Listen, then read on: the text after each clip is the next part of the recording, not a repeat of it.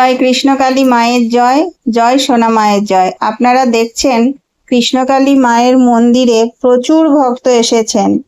আপনারা ভিডিওটা সম্পূর্ণ দেখবেন। এই ভিডিওতেই খুব গুরুত্বপূর্ণ, খুব দরকারি একটা জিনিস মঙ্গলা মা বলেছেন।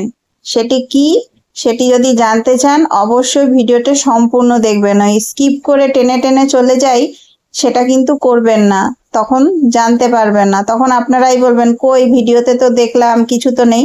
গোটাটা দেখবেন, অবশ্যই থাকবে। আর চ্যানেলটি সাবস্ক্রাইব করে রাখুন, নতুন নতুন অনেক কিছু জিনিস তথ্য আপনারা জানতে পারবেন। তাই চ্যানেলটি অবশ্যই সাবস্ক্রাইব করুন, ভিডিওটি বেশি বেশি করে শেয়ার করে দেবেন যাতে আরও সবার কাছে ভিডিওটি পৌঁছে যায়। কৃষ্ণকালী মায়ের মন্দিরে কেউ খালি হাতে ফিরে যায় না, মায়ের কাছে এসে কেউ খালি হাতে ফিরে যায় না। কৃষ্ণকালী মা জাগ্রত। মঙ্গলা মা কী বলছেন সেটি কিন্তু খুব ভালো করে মন দিয়ে শুনবেন। আপনারা থাম্বনেল দেখে হয়তো বুঝতে পারছেন, কিন্তু ঘটনাটি কি সেটি ভালো করে ভিডিওটি দেখুন এবং ভিডিওটির প্রত্যেকটি কথা ভালোভাবে শুনুন, জানতে পারবেন। কৃষ্ণকালী মায়ের মন্দির সংক্রান্ত নতুন নতুন ভিডিও আসবে এই চ্যানেলে, তাই চ্যানেলটি সাবস্ক্রাইব করে রাখুন। অবশ্যই ভিডিওতে একটি লাইক করে দেবেন। আর আপনাদের যদি কোনো প্রশ্ন থাকে কৃষ্ণকালী মায়ের মন্দির সংক্রান্ত অবশ্যই কমেন্ট বক্সে করবেন। আমার পক্ষে যতটা সম্ভব আমি উত্তর দেব।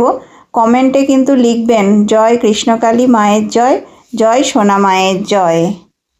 জবাপুর গাছ থেকে তুলে খাবেন টাটকা টাটকা মায়ের নাম করা হয়েছে।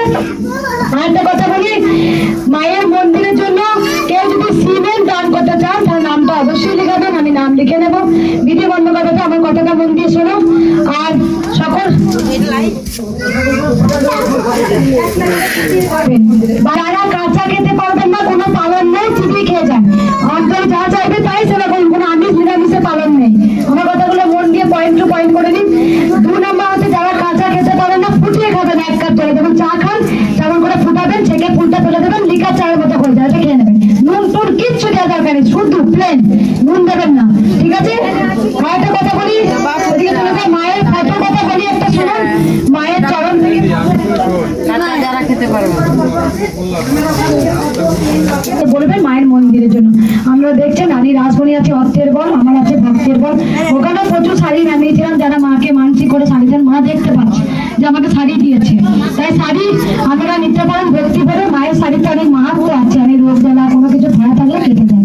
যারা আপনারা শাড়ি নিয়েছিলেন, মায়ের এই মন্দিরটা উঠেছে, করে উঠেছে আপনাদের সহযোগিতায়। যাই বাড়ি ওখানে দাঁড়াবো, চিৎকার করবেন, আগে আগে ঠিক আছে বাবু।